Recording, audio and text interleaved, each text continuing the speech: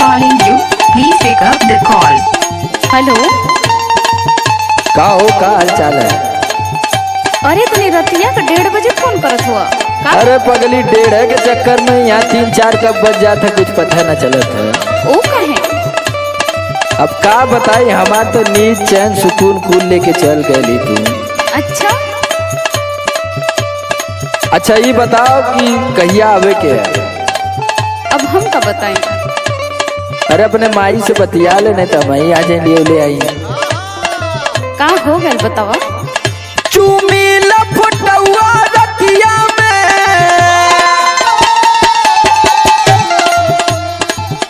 चूमी लफटुआ रतिया में, जब याद तो हर तर पावेला,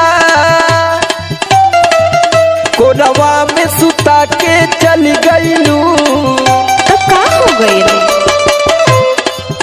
कोरवा में सुता के चली गईलू, निदिया ना अकेले आवेला।